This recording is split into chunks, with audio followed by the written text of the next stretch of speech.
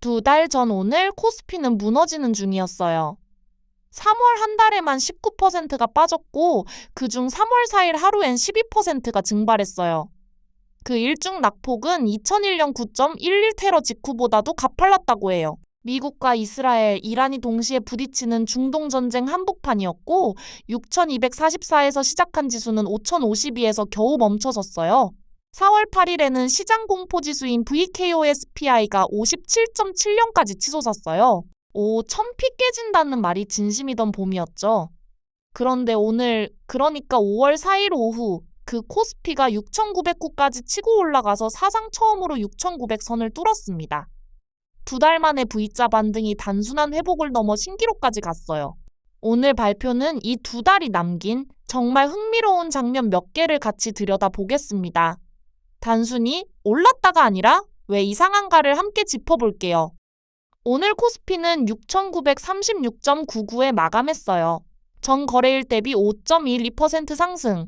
장중 고가는 6,911.83, 외신은 6,922까지 봤다고 보도했어요. 어제 종가가 6,598이었는데 오늘 시초가 6,782였어요. 시작부터 184포인트 갭 상승이 나왔다는 뜻입니다. 한국 주식시장 전체의 시가총액은 5,653조 원까지 부풀었어요. 더 놀라운 건 속도예요. 코스피가 시총 5,000조 원을 처음 뚫은 게 불과 4월 15일인데 거기서 정확히 12거래일 만에 650조 원이 더 붙었어요. 12거래일에 650조. 이게 어떤 숫자냐면 한국 GDP의 약 4분의 1을 시장이 2주 반 만에 추가로 평가했다는 뜻이에요. 코스피 7천은 이제 단 63포인트 아래에 있고 거기에 도달하면 시총은 약 6,000조 원에 닿게 돼요. 시장은 이미 7,000피라는 단어를 일상어처럼 쓰기 시작했고 오늘이 그 변곡점이었던 셈입니다. 이 랠리의 주인공은 단연 SK하이닉스였어요. 오늘 SK하이닉스 주가는 12.52% 급등해서 144만 7천 원에 마감했습니다. 시장이 부르는 별명이 하나 새로 생겼어요. 140만 닉스. 더 중요한 건 시가총액인데 1,031조 원을 찍으면서 한국 증시 역사상 단 2번째로 시총 1,000조 클럽에 들어갔어요. 첫 번째 멤버가 누구였냐면 압도적인 차이로 1,377조 원에 머물러 있는 삼성전자죠. 오늘 삼성전자도 4.54% 올라서 23만 500원에 마감했어요.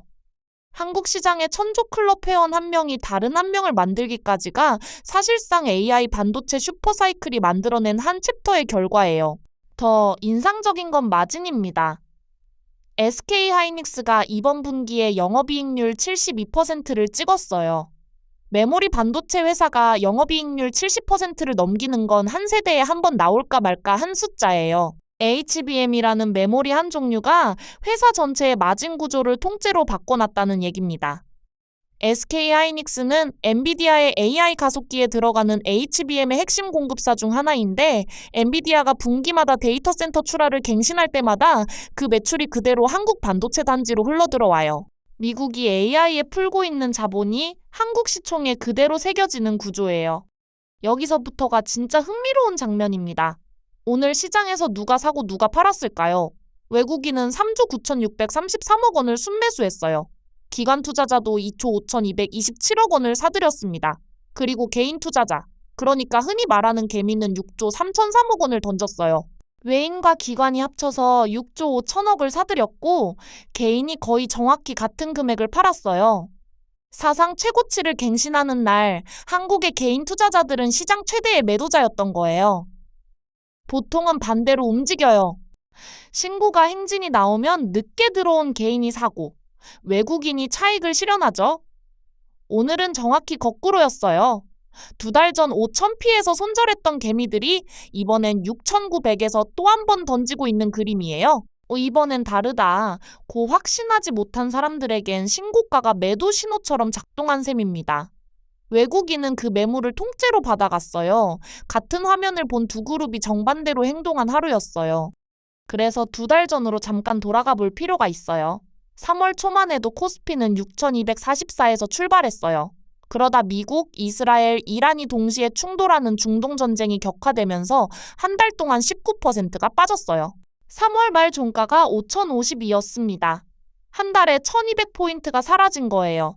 4월 8일 VKOSPI 57.70은 그 공포의 정점이었고요.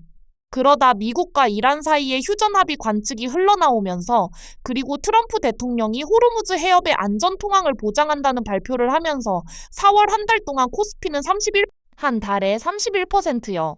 5,052에서 6,750까지 1,700포인트가 한 달 만에 다시 채워졌어요. 한국 증시에서 월간 30% 이상 수익이 나온 사례는 1998년 IMF 직후 회복기 같은 극단적인 국면에서나 보이던 그림이에요. 그리고 5월 첫 거래일인 오늘 마지막 한 방이 터지면서 6,900선을 돌파한 거예요. 5,000피 붕괴 공포에서 7,000피 목전까지가 두 달입니다. 한국 증시 역사에서 이 정도 속도의 V자 반등은 손에 꼽혀요. 그럼 무엇이 시장을 이렇게 끌어올렸을까요? 핵심은 세 가지예요. 첫째, AI 반도체 슈퍼사이클. 앞서 말한 SK하이닉스의 영업이익률 72%뿐 아니라 2026년 영업이익 컨센서스가 한 달 만에 29.8% 상향됐어요. 애널리스트들이 한 달 만에 이익 전망을 30% 가까이 올린다는 건 이례적인 일이에요. 둘째, 환율. 지난주 1,483원이던 원달러 환율이 오늘 1,471원까지 떨어졌어요. 단숨에 10원 넘게 빠진 거예요. 원화가 강해지면 외국인 입장에서 한국 주식은 환차익까지 더해지니까 매수 유인이 2배가 돼요. 환율이 그들에게는 추가 알파인 셈이에요. 셋째, 글로벌 유동성. 삼성증권 양희로 연구원은 이란 전쟁 와중에도 글로벌 유동성은 계속 확장 중이고 그래서 코스피의 이익 모멘텀이 이어진다고 짚었어요.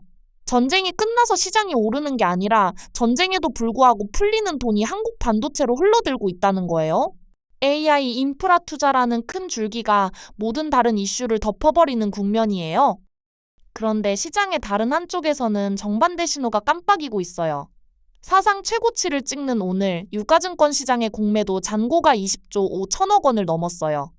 사상 처음 20조를 돌파한 게 지난달 27일이었는데 그 수준이 그대로 유지되고 있어요. 즉, 시장이 위로 갈 동안 누군가는 이 시장이 떨어진다 쪽에 사상 최대 규모의 베팅을 그대로 깔아두고 있어요. 그뿐만이 아니에요. 시장 공포지수라고 부르는 VKOSPI가 오늘 오후 56.04까지 올라갔어요. 평소 VKOSPI는 15에서 20 사이에서 움직여요.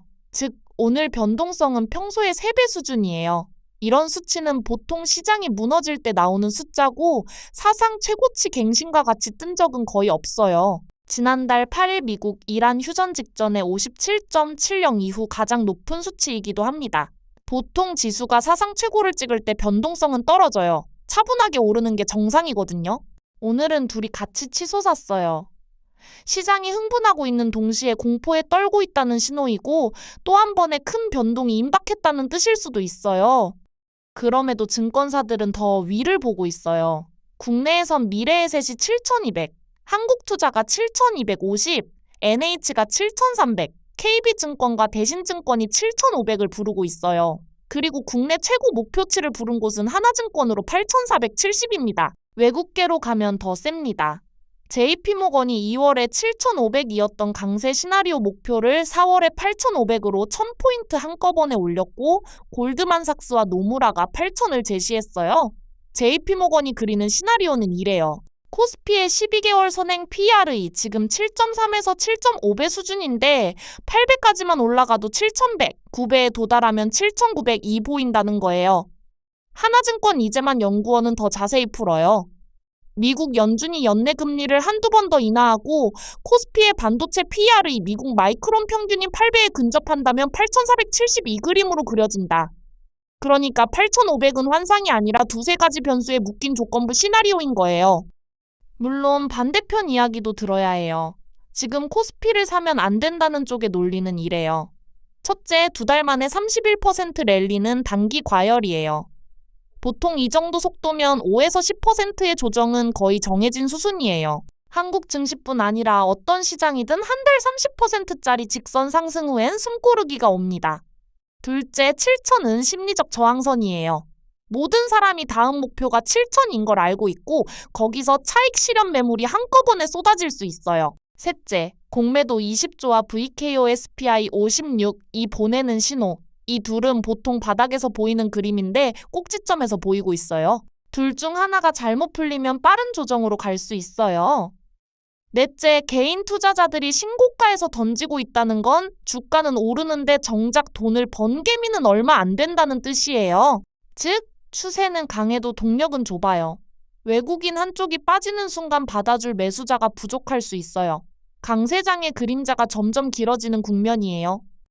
그래서 정리하면 오늘은 그냥 사상 최고치 갱신이 아니라 2달짜리 V자 반등의 정점이고 한국 시장이 천주클럽 2번째 멤버를 만들어낸 날이에요.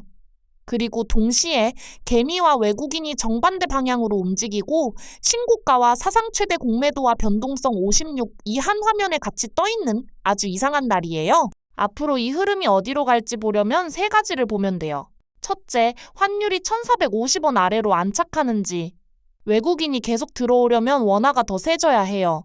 둘째, SK하이닉스의 PER이 8배에 도달하면서 추가 모멘텀이 살아남는지.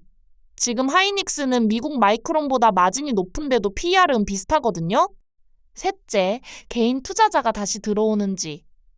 만약 셋 다 그렇다라고 답한다면 7,000피는 시간 문제이고 8,000도 농담이 아닐 거예요. 반대로 셋 중 하나라도 깨지면 2달 전 5,000피의 그림이 다시 한번 등장할 수도 있어요. 오늘은 그 갈림길의 첫 페이지입니다. 끝까지 들어주셔서 감사합니다.